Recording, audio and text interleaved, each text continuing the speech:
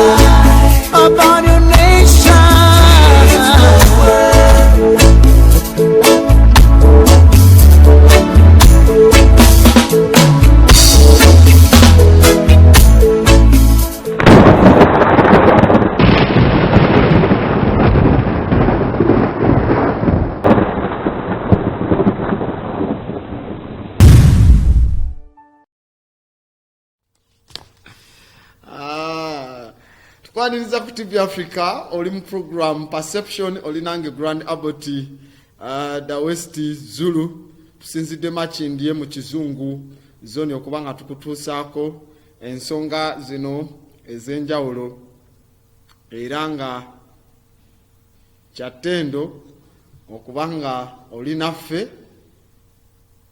n'okubanga tuli basanyufu okubanga tuwunzika weekend eno.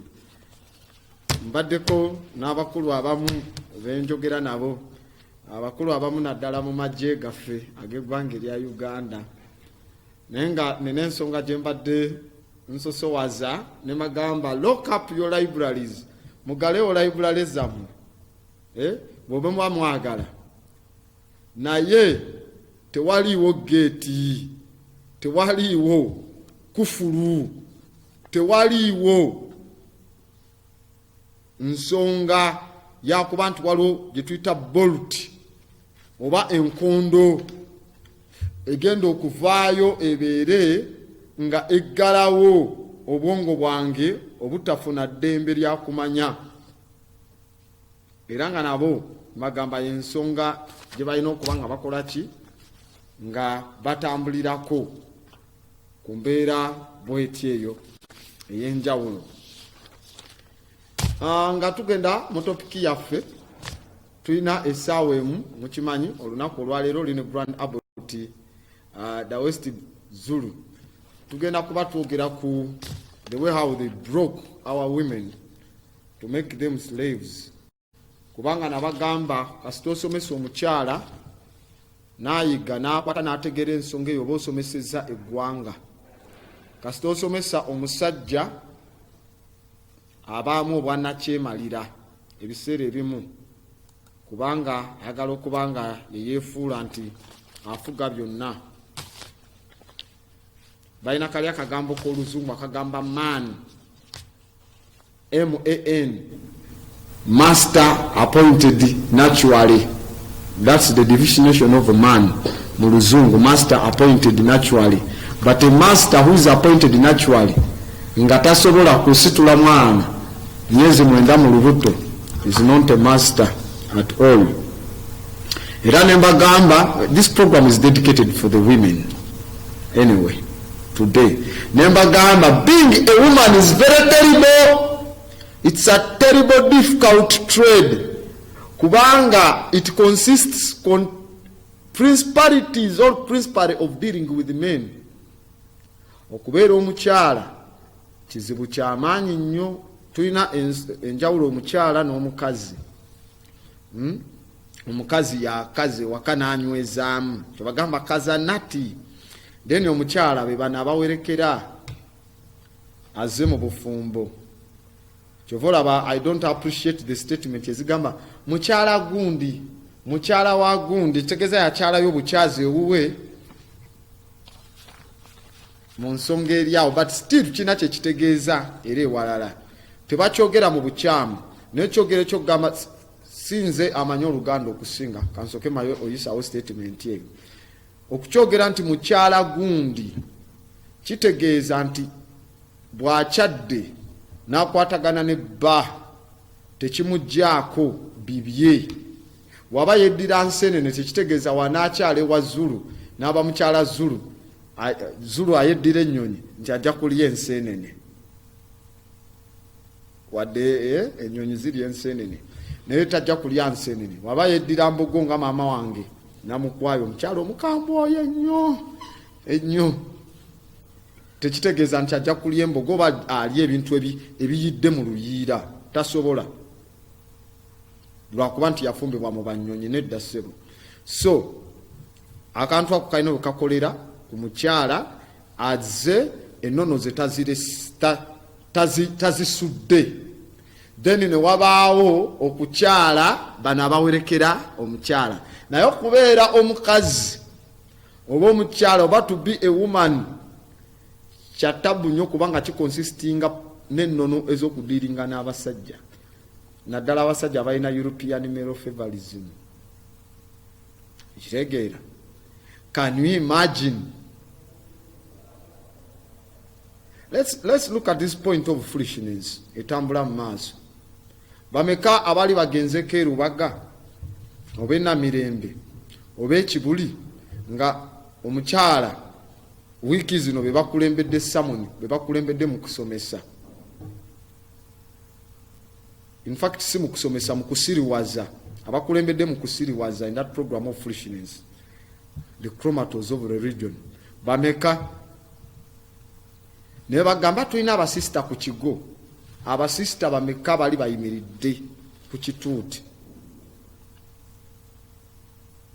akitegeera ne bajja ne babu jo twalabye oli gwe bayita Mother Teresa nga bwafuulinga how she fools the world engeri gya baptizing in secrecy naye wano abasista tulina ba brother ne tuba ne ba sister oyo mu brother oyo mu sister ne tuba ne ba father mother aliwa nze ngenda okusaba nga father yasomesa nga ate omwana ebiseera ebisinga bimala ne maama kuba tugambye if you teach a woman oba osomesa omukazi oba omukyala ekitonde kikyala oba ogenda kusomesa ki ensi tuli ku Willie Lynch syndrome nagamba tugenda buuka olwokuna twagikomola ku lwokubiri n'olwokusatu ne tugamba tujja buuka olwokuna jjo nga bwe twasomye tugi completing ku lwokutaano engeri gye ba breakingamu omukazi in this Willie Lynch syndrome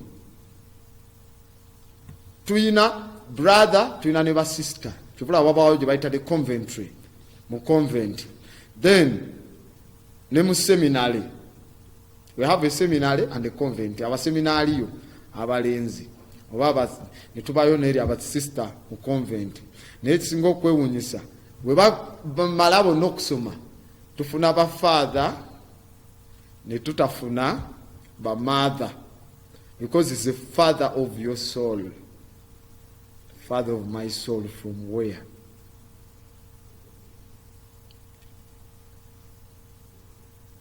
Ekigambo soul ekyo mbadde ngenda kikugamba mu psychology engeri gye kitegeeza naye nyinza okuwako ennyukuta nga ssatu oba nti anyway why don't you drop that word?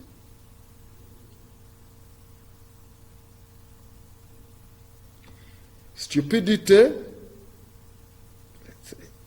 muli mukunotinga. Anyway, leave that word. Tija kumessing up abantu abamu. You can't reach out to people by attacking them.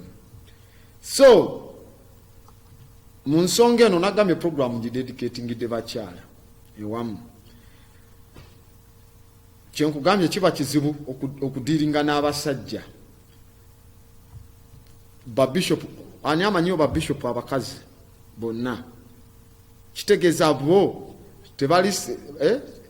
tebali ku level ya kutuuka kubeera na ku that, how do they call it simply, aba episcopi babayita batya aba episcopi. There are no female episcopes. Montesa zonna council eya Nicaea, Council of Chalcedon, there is something going on, it's called the Lewis Tomb. Lewis Tomb, baluwa ya leo nga bagenda mu Council of Ituchi, nga Ituchi alese, no, Council of Eusebius, eva mu Ituchi okugamba balete the Lewis Tomb. Evayo ne declaring nga a woman is not worthy to exist. Taina kubao newala because of these homosexual romans.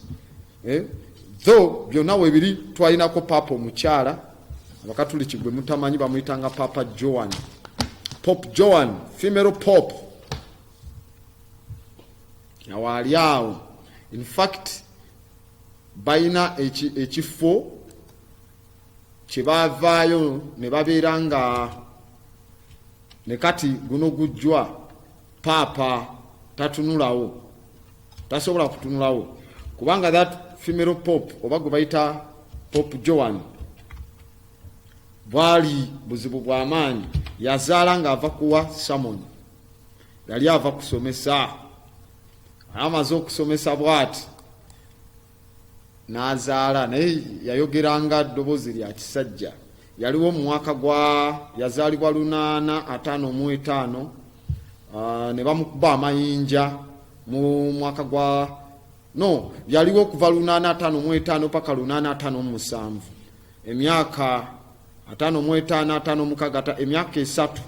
Era mugenda mu the manuals of Vatican bamuyita Ioannes Anglicus. Yaliwo woman Pope Joan yafuga mu biseera bye bayita ebya Middle Ages oba Middle Ages, era nga yawandikibwako mu 1205 ku bantu nga Martin owa Opavas abavayo ne bategeeza ku nsonga ezo. Naye mu kiwandiko kiri mu Council of Eusebius ereeta Lewis Tomb, abasajja bavayo ne badenouncinga abakazi nga bateetaagisa kubanga weebali.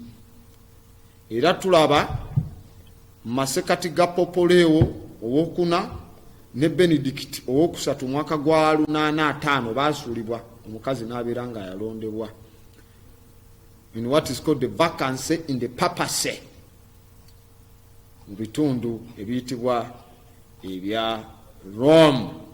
Ojja kunoonya mu kitabo kye yawandiika omukyalo oyo kye bayita De Meribus Kiraris, kyawandikibwa mwaka gwa batch publishing akiwandiika akyaliko ku bwa Pope nga tebanamukuba mayinja kumuta paka mu 1305 mu 3 we bakifulumya. But what I'm saying is twasoma wano mu African spirituality, somesa omukazi, somesa ensi, somesa omusajja oba ogenda kusomesa nakyemalira. Because he said, you educate a man, you educate a man, you educate a woman, you educate a generation.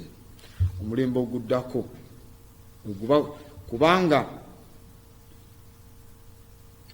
ebiseera ebisinga bagamba there is no good girls oba there is no good girls gone wrong, just bad girls found out. Tewaliyo muwala mulungi agenze mu mbeera oba mukazi mulungi agenze mu bwonoonefu okujjako abawala abagenze mu bwonoonefu bebasanga. Kati the process ey'okubreakinga yali yeetagira ddala to include a woman, kubanga abakazi in ancient Africa bebakuumanga sacred documents, era they would be the custodians ab'amagezi ag'enjawulo era ku biggwa nga boolaba. Mulangira Kisekwa yatusomesa wano nga tusoma African spirituality nga tugamba omukazi takongojja naye ate omukazi yatuuza. Era nagamba amanyina abasajja abayambalanga gomesi batuuze naye nga bambadde gomesi, they want to kidnap amaanyi g'omukyala. So when the white entities knew about this, they found out a process of breaking the African woman, because she's a sacred woman. Because in the beginning was a black woman, nagamba noonya kye bayita luse fossil ezisinga obukulu ez'okunsi eziraka luse before you go to eyitibwa Turkana boy esangibwa mu Omo Valley eya Ethiopia. The Turkana boy over 12 years, but go to what is called the Luce. Now we tugenda mu kitabo ekyawiririnki syndrome nga tumaze speech gye yawa mu 1912 ennaku z'omwezi 25 mwezi ogwa Ntenvu. Balina process gye bateekawo ey'oku breakinga a woman to make her a slave. Ne bamwerabiza ne amagezi ge yalina agakuuma ebintu bye ku mubiri, ebintu bye ebyamagezi ne information ow'amagezi ku mubiri. Era in this breaking process tugenda kuba tuyitakawo mu kitabo Mr. Kagwa ewamu ne Walusimbi n'Embogo bajja kuba bakutuusaako ebintu bino nga bwe tusoma kuba bategeka programu eno wagamba Grandabot somesa abantu ku kino. The breaking process of the African woman. Bagambye take the female and run a series of tests on her to see if she will submit to your desired willings.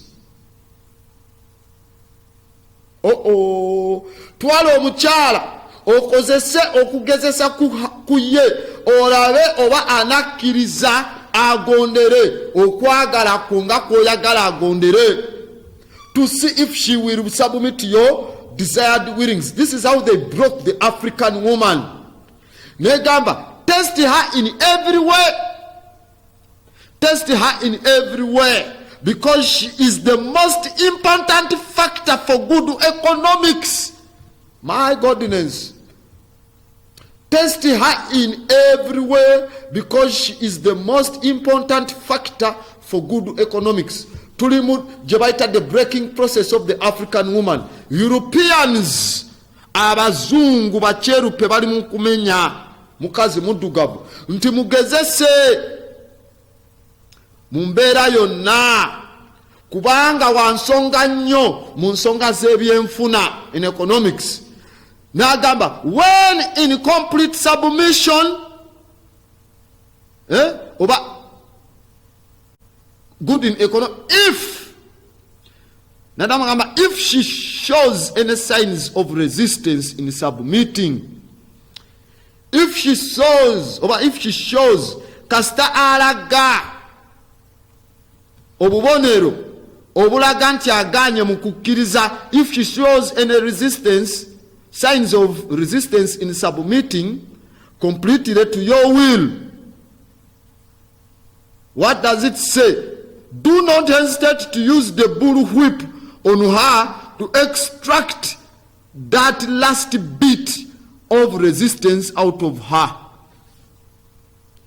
Toyimuri kastagano okukirizanga bwoyagala tewerabira toyimiriza kwata omuggo gukube nume abasajja mukube mu mbeera yano yanyo mental punishment, psychological, physiological and all, kubanga aina okuba nga agenda mu mbeera ey'okujjamu the last bit of resistance in her. Negamba take care not to kill her. Take care not to kill her, for in doing so you spoil good economics.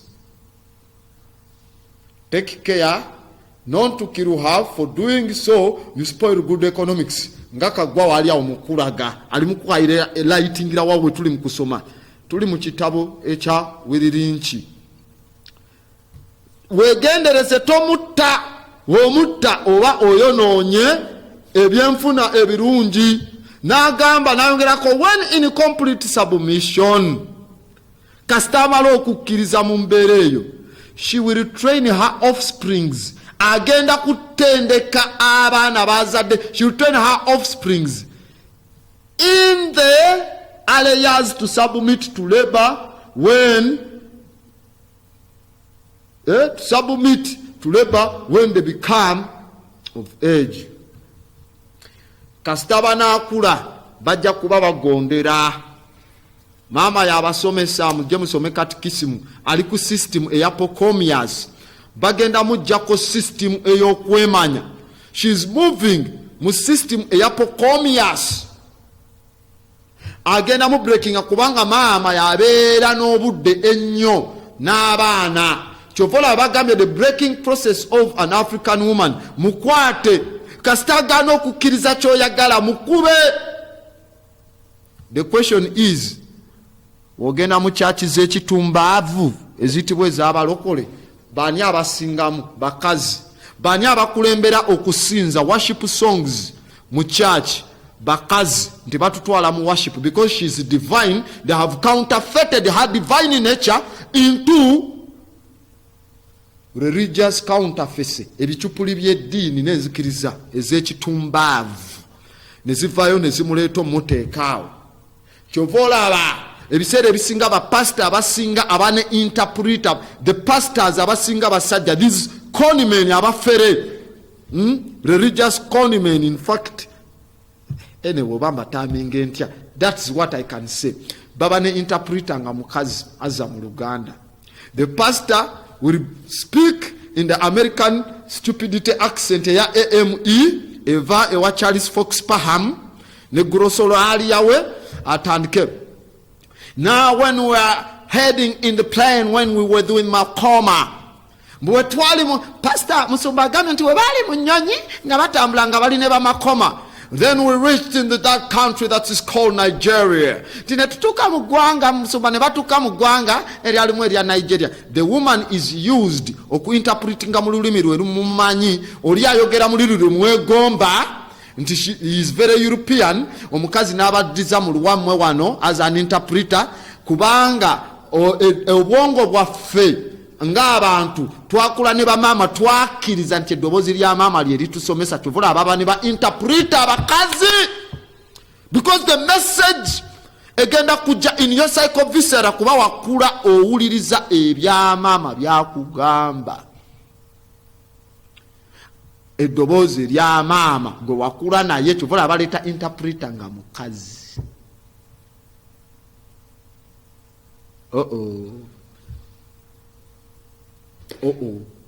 Era baba bagala miseducation bagiteekamu bakazi. Mirembe bitamazire katulina Kataha Museveni abantu emitwalo 6 ne batuula ebigezo nokubako first grade emitwalo 7 tebaweze na kwota. Buchanga yajja ministry yajikuba wansi. Anyway, I don't simunenya nayo sijinenya because tesomesa for the greatest good of African people. It is for the greatest good of European people to miseducate. Aganye no chusa syllabus. Nawulira enkumi mitwalo 6 abatule abaregisteringa mitwalo 7 ne bafuna first grade.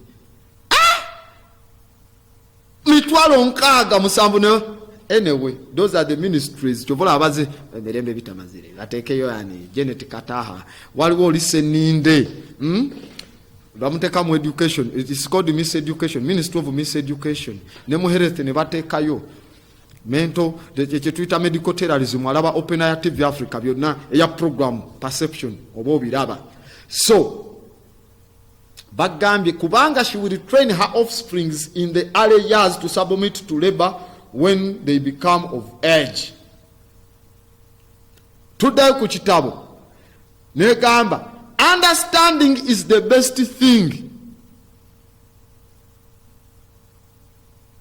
Understanding is the best thing. Allah. Wenzo gamba pagambi Allah akbar. Ngambi ara. Hi ra. Understanding is the best thing. Chebagambi. Now, under is bad, under-educated, underpaid, underestimated, underlooked, undergraduate. Oh, understanding, make them under the standing level. Understanding is the best thing, make them to be under the standard level. They are not overstanding. You see, that is down pressing the African mind through a woman. egambye understanding is the best thing, make them understanding level. Negamba therefore, bwetuddayo ku kitabo Kagwanga akikuwadde, agambye therefore we shall go deeper. Bakomezeewo ekitabo tusome nabo wamu. Therefore, understanding is the best thing. Therefore, we shall go deeper into this area of the subject matter concerning what we have produced here in this breaking process of the female nigger. Nti kulwa nsonga eyo tujja genda buziba nnyo mu nsonga eno gye tuliko ekwasaganya mu process ey'okumenyaamenya ensolo enzirugavu. Nigger, she would be called the negress, but ne bamuyita nigger because they don't accept a woman, so they call her a nigger. She's a female male. Anyway, kyebali boogerako in that process, scientifically speaking, nga Grand Abbott amanyi, amwe scientist manyi, ate togenda kinzijjako. It means olaba omukazi alina gye bayita X chromosome mu science. XX mukazi, omanya omusajja bamuwandika batya? XY. Kubanga olimu nga olaba omusajja yenna endwadde z'olwala ziva ku sayidi ya maama wo, omuwala endwadde z'alwala ziva ku sayidi ya kitaawe. Naye nga lwaki omusajja alwala za maama we? Kubanga the main ku allele, allele nzinyonyodde ntya, strand ebaako eno bweti okubaako zi alleles esookako gye bayita major, esookako eri main eba X, ekikulaga nti all people came from a black woman, kuba yasooka ku nsi kyovala basosa XY. Science tells us. Kati noba muyita nigger, she's a male woman, oba a male female. Negira. So mukumujjako ha consent n'entegeera. Mu kitabo kino bagambye batya? Ne bagamba we have revised the relationship in natural what? Tuwe kitabo Kaggwa tuddeyo tusome tulabe what happens there. Egamba we have revised the relationships in her natural. We have revised the relationships in her natural uncivilized state. She would have a stronger dependency on the uncivilized nigger male, and she would have a limited protective tendency towards her independent male offsprings, and would raise male offsprings to be dependent like her. What a thing to tell people.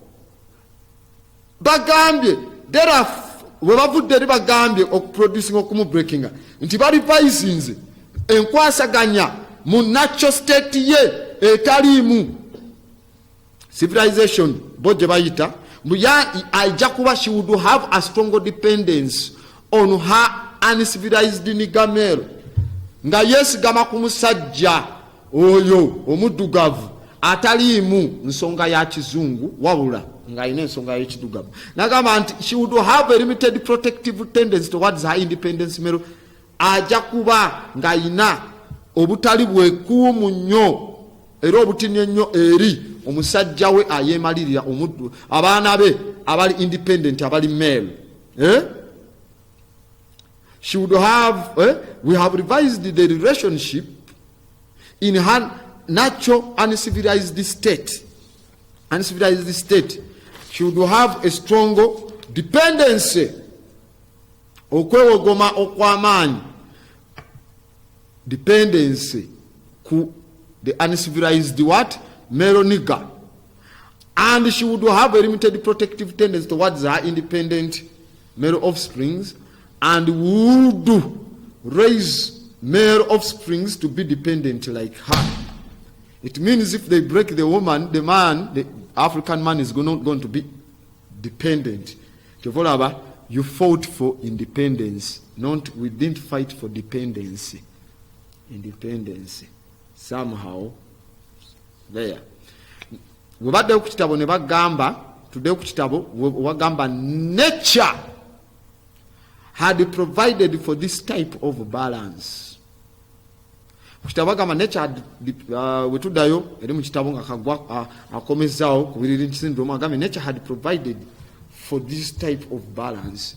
Obutonde nti bwali buleese type eno ya balance. Negamba we revised the nature by burning an kagwa komyawo ekitabo tusooke tusome paati eyo engeri gyegira kubanga yatabu nnyo ku bantu abalina Williams syndrome eyo.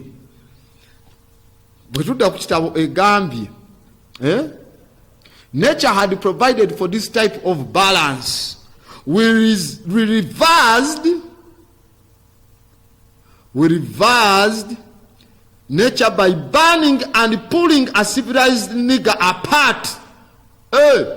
By pulling a civilized nigger apart and bullwhipping the other to the point of death, all in her presence. Twayokya ne tusika omuniga omunyaga mu maaso g'omukazi omuddugavu kyenagamba omutisa olubuto. Bw'omutika olubuto nga Silver Master si yakkiriza nga bamukolako ganga raping ne bamulya akajegere. Bwe bamukolako akajegere nga nawe omusajja olaba gwe yatikka olubuto kane bakwata olubuto lw'omukazi oyo gw'otisa olubuto ne balusala. Bwe bamala olusala ne akaana ne bakajjamu ne bakatemaatema nga we bakola nga batuuse ku ba Red Indians oba ba Aztec abaddugavu abali mu South America ba Olmec. Bakwata nka baby nga baganya oba ebibbo bya gold ne bakwata ka baby ne bakakasuka mu bbanga ne bakwata sword ne bakatemaatema ne babagamba kati ne babba sekoko zaabwe kubanga sekoko ziva mu Mexico, Colombia, Venezuela na Karagawa bitundu ebyo ne Panama package ziva zibaita sekoko ezo. Kati ngawe bakikolanga ne babasta babatemye bakoze eki ng'olina okubawa kakye bakolanga ofunisa otya omukazi omuddu olubuto nga naawe oli muddu ng'omuzungu takkiriza.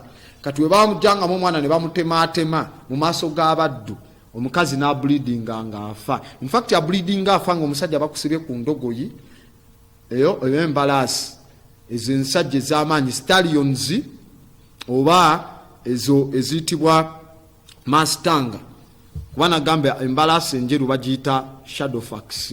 Ezo ziba zi Shadowfax teziba n'amaanyi nnyo. Ze bakolamu ziri ze bayita Pegasus ziri mu mythology tezibangayo ze bayita flying horses. Ze bagamba nti Muhammad gye yalinnya n'agenda n'alwana ne Stan nti n'atemako omwezi ekitundu. Tewagutemako ekitundu kyovolaba akabonero k'Obuyisiraamu nti kubako omwezi gw'ekitundu n'emmunyenye. Yatema omwezi n'agira nti kigenda ne Pegasus. Such idiotic concepts. Anyway. So kasita bamala embalasi ne bazikuba ne zikuyuzaamu ng'abaddu abakazi balaba n'abasajja n'oli gwe baggyemu omwana ng'alaba ekifaananyi ky'omusajja ne kifa mu maaso g'omukazi. The black man's image kyafa in front of a black woman. You are not there to protect. You are not there. They are tuli mu process of breaking the African woman in the Williams syndrome gye mu facing. Kyenagamba kyovola abo tuba tutunda atunda dole zifaanana abazungu abazadde bazigulira nnyo abaana baabwe abaabawala ezaffe ez'abaddugavu black dolls tebazigula mbuzirabika bubi. Balina kye tuyita MPD, multiple personality disorder. In matter of the fact oba olina multiple personality disorder oba olina obuzibu bw'amaanyi oba nkutwale ku Diagnostic and Statistical Manual of Mental Disorder. Should I tell you characteristic of character jolina? Temwagala anyway. Wadde temwagala katugireke. So we tuddayo ku kitabo tugenda kulaba what the African woman used to be. By her being left alone. Nga mumulese yekka unprotected. By her being alone, unprotected, with the mirror image destroyed. nga n'ekifaananyi ky'omusajja kyonooneddwa. The ordeal caused her to move from her psychological dependent state to a frozen independent state. Did we fight for independence anyway?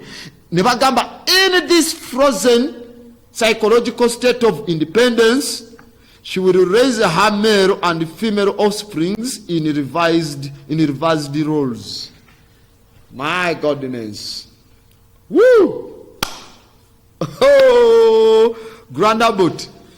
Tugambe statement yetegeza etya. By her being left alone, unprotected, with the male image destroyed, the question, how many single mothers do we have in Uganda? Beba single bungi. Ekifaananyi ky'omusajja kyafa n'alivinga ekifaananyi ekyo kuba maama baayonoona ekifaananyi ky'omusajja n'akuza omwana omulenzi ng'ayonoonye ekifaananyi ky'omusajja kyova olaba mutikka embuto ne mudduka. So we have single fathers nga bali awo run away cowards ne balekera bamaama bakuza abaana. Maama akuza omwana omulenzi, maama abeera mu saluuni mu kuwemula ate ng'afunyeyo kasitoma gwe bakozeeko manicure alina ogenda for sexual ugliness. Omwana amuleke nga amusibidde mu nju, kati omwana aba akuzaaki ogwo guba muyaayu. Ne mukayana kifeesi esusse, poliisi etuyambe neki temumanyi Willirinchi syndrome n'ewalala kubanga bagambye agenda mujja. The ordeal caused her to move from her psychological dependent state to a frozen independent. Ekigambo ekyo dependent and independent. When we celebrating Independence Day, look at these fools nga bali kololo. In this state in this frozen psychological state of independence, she will raise her male and female offsprings in revised role. From her background, with the male image destroyed, the ordeal caused her to move from her psychological dependent nebakutwala mu independence. Do you want to be independence? In independence over dependent. Paragraph Gambia. For fear of younger males' life, she will psychologically train him to be mentally weak and dependent, but physically strong. For fear of the younger male's life, she will psychologically train him to be mentally weak and dependent, but physically strong. Abalenzi bebakyasinza okulima mu kalimwezi, bebakyasinza walinga tusoma yasaluna wali eri mu dalasa nga batusomesa obuyisiraamu mu dalasa. Abalenzi bebasinga okutambuza juzu bagikwata bulungi nnyo, ziyasaluna nga bayiwa buyiyi, because it's going to be physically what strong. Ajja kulwanirira the program of foolishness, ajagira n'ebirala. Mukama Katonda talina yeekaalu. Abatasonda sente amatafaali gakubibwa abasajja ne bazimba bebajja, abalenzi ne mukola ki ne mukola ne mulima mu nnimiro z'abasista. He's physically what? Strong, but psychologically stupid. Okay? Katumaleyo breaking process eno. Ndetekawo ebifaananyi bye tulaba. Let's go back to the book tulabe. What have you got today ku kitabu? Mr. Kagwa katuddeyo ku kitabu. Egambye, because she has become psychologically independent, she will retrain her female offsprings to be what? Awo wenyini. For fear. Female offsprings, because she has become psychologically independent, she will train her female offsprings to be psychologically independent. What have you got? Ne babuuza ekibuuzo, kiki kyofunye? Ne bagamba, you've got the nigger woman out front and the nigger man behind and scared. behind and scared.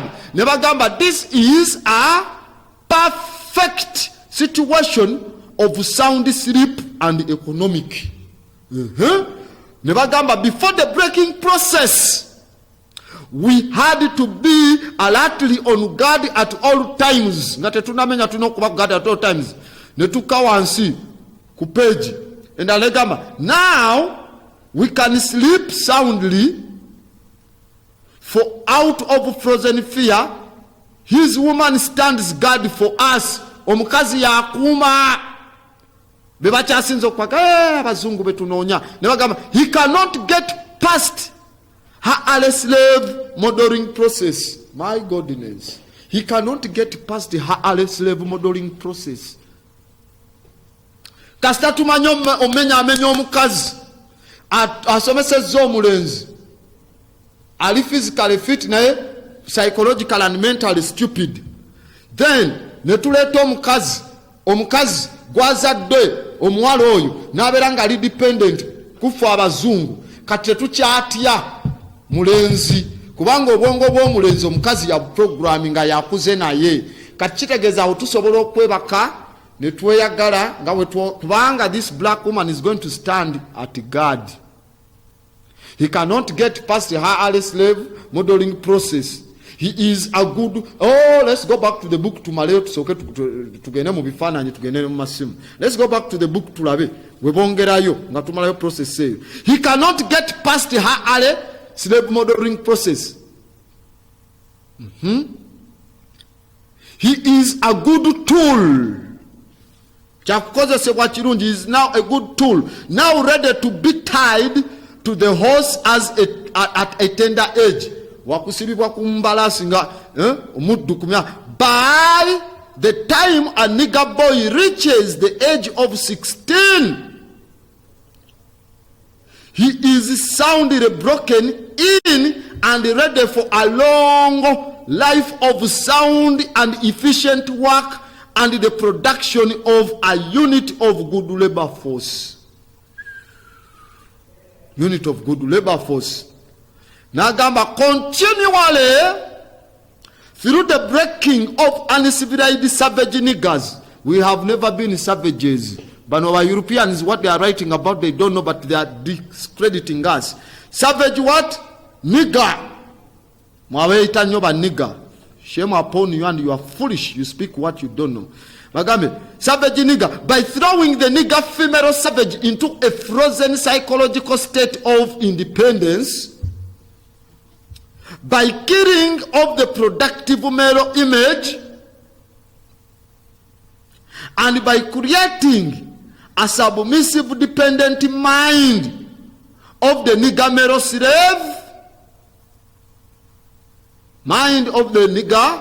slave, we have created an orbiting cycle that turns on its own axis forever, unless a phenomenon occurs and reshifts the position of the male and female slaves. We show what we mean by example. Take the case of the two economic slave units and examine them closely. And we show what we mean by example. Take the case of the two economic slave units and examine them closely. End of the book. Tuja komao, tuja tandikirawo olulala ekitabo soko kigalewawo kati soke tunyonyole.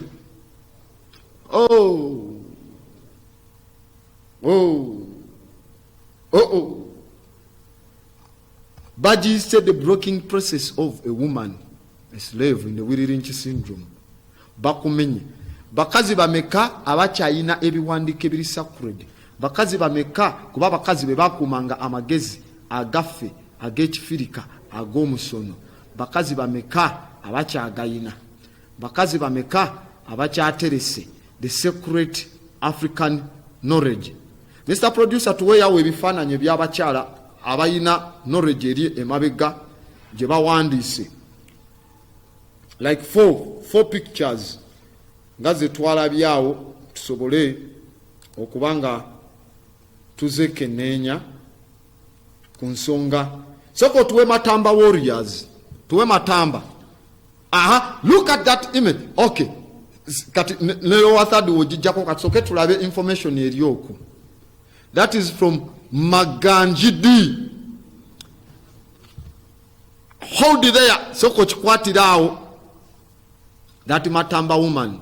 Olaba byayine bye biwandiko ku faces. That was decoded secret knowledge ey'Abafirika. Kino kyalina ku mukono gwa kkono oguli ku side y'omutima. Kiraga waggulu obubonero busatu ku mukono. God the Father, God the Mother, and God the Son. Trinity. Neddamu ne wansi nekulaga nti ekiyimirira kiba n'ekisiikirize. Ekitegeeza mu Africa tetufa olekawo abaana bo bebagamba abaana bamugenzi kubo obulukira mu baana bo. That is a replica eri ku mukono ogwa left oguli ku side ey'omutima to track the enemy. Buno obubonero bwayisizaamu nga wolaba wano ku face ye obwo buyitamu va kuziri tatu ez'Ababarbarian. That is sacred information. Akakabonero kayisaamu akatoloola okulaga eri makati kalaga ayina Y chromosome ne X chromosome. She can have azaala omulenzi n'azaala that's why kyobula omulenzi aba ne XY ye n'aba ne XX but she can split herself. Abazungu mu bajja ekigambo woman kitegeeza womb of a man. Okitegeera. Give us another image nayo tugirabe kuzaabakyala abo zijja banga 5 eyo yeesooka. God omulabi oyo, have you seen that image? Kyekitegeeza nga bwe kirina mu masekati g'amabeere ago golaba ge bayitanga the Makeda breasts oba ze bayita the Sheba breasts ze bagezangako okunoonya nga banoonya ze bayita the King Solomon's mines. Ataddeko empandiika eyo sebo hieroglyphics ezo zolaba ojja kuddeeyo sinika amannyo ng'ogamba nga beeyonoona emibiri. Bakazi bameka boolaba bakyaliwe batyo. Those are the women in their natural state n'enviri ezitali nsiike. With the information they had to break her ne bamumenya to take her out okumujja ku image gyalina okuba nga alina. Give us what is called the secret writing. Then I'll mess you up with that one. Secret writing. Nga nabakuba essimu we bagezaako. Give us an image called the secret writing. God. Eyo gye bayita the Senate board game. Senate board game yazanyibwanga mu ancient Kemet. Eyo ogiraba eyo bagikoppamu firimu gye bayita the Maze Runner. Abaddukira mu maze. Obwo boolabanga obwoyinza olowooza nti namunsuna osi namunsuna walaba Black Panthers baavaayo eyajja okutwala engule ogibba mu Black Panther yalina obwo bulinga obutulututu. They made you to hate nogamba lwaki kyajja ne kirumba mu Wakanda. But that is decoded information. Bo ne bagi alteringa ne bagamba nti buli kayinako ako nti it was a kill. It wasn't a kill. Buli gundi eyo gyayinako eyo pesa, it is a principle of existence. Era kyovola beno mugongo ayinayo diagram ezandibadde ng'essatu ezitambuliramu eyitibwa men's nga mwe basibamu bye muyita ebiswahili. You can give us another image nga webakuba essimu. Abakuba essimu ku 0753 19 32 60. Look at that one. Secret knowledge information yeyo erina byetegeeza byesagala kuyisa ku mpewo because I know white folks nabo babaako they monitor and then they want to trick you and steal the information away from us. Bakazi bamekabe wakalaba mu Uganda balina secret information yeyo mwena mweteekako kweyerusa kwesiriwaza stupid. Give you Africa hello. Ese boyogedde ne Grand Abut gwani okubiddewa.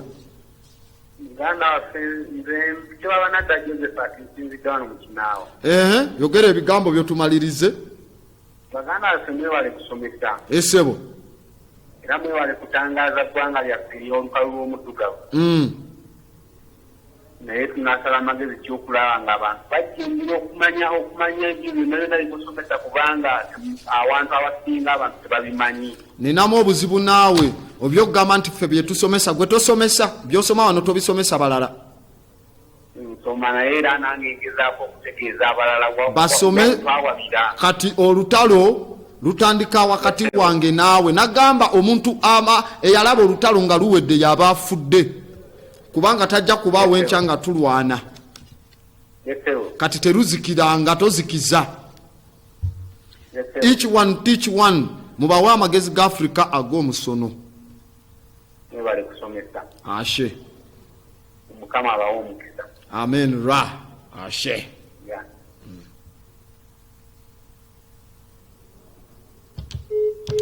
Yakubidde mu Kinaawa studio line eri open tuwunzika weekend ku 0753193260 poyita. So ebyo ebifaananyi byolaba that is secret information.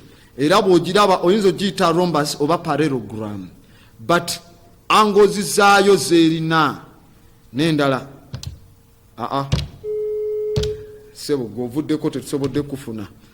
Secret information eriawo oba sacred information eriawo yanjawulo nnyo era nga njagala ogidikoodinga naye nja gidikoodinga nga tuli mu kusoma eyo nga mbatuuseeko mu Grand Abbot groups kubanga white folks are watching ate nga look at that one. Omanya kyo kyekitegeeza ekyokugiraawo ku maaso nogeetolooza oteekako obuntu obwo. Omanyi kye butegeeza. Look at how beautiful she is. Mubiraba mpoza abadinka abava mu the Noble Kingdoms be bakyayina kodi ezo naye ate bazeeteekako munange tebazimanyi naye nagwe nali njibuuza ne mugamba kodi eyo manyi kyetegeeza nga tamanyi kiki kyevaayo nebeera nga etegeeza. Banaye temubipi nga mukube essimu munansonyiwa besipikinze kuba ndi mukunyonyola kodi naye mukube ku ddakiika 2 ezisigaddeyo tujja kufunayo ndoozi essimu emu oba 2 tubere nga tuwunzika. Look at her ears. Wetegereza amatuge gataddeko extension wansi eraga nti waba asaze nakkiriza wansi kitegeeza nti gawulira n'okusinga ago gemulaba agagireri. These are coded informations ze bateekaawo coded stuff nga bw'omulaba nga bw'ali awo n'obwo obubonero obwo bwolaba obwo bukozeeko nga aka obwo anka buli presenting nga eyitibwa n'abaana wombo n'abaana TV Africa. Alo esebo gye baleko gwasembyeyo kubafa obudde bwaffe buweddeyo. Ani ono okubidde waggwani? Nkubidde Nansana Donald. Esebo abe Nansana obasomesa sebo yita mu budde tusigazaayo sekendi ntini zokka.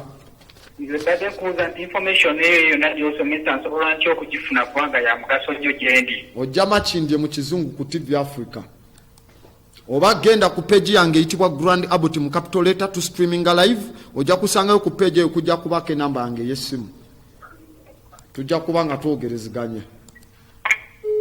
Ashe maaso ku lutimbe yeddako kabuuka abeetegekedde bananga alina ebisufu saagala oveeko njagala olabe movie industry wajja egenda abali mu bwetegefu obw'okuzannya engero zaffe n'ebyafaayo byaffe ebiddako. Obadde ne Grand Abbot era ng'obadde ne Grand Abbot abadde ne Kaggwa nga producer, Walusimbi nga producer, wamu n'Embogo nga producer, bonna okutuusako programu eno be bagitegeka.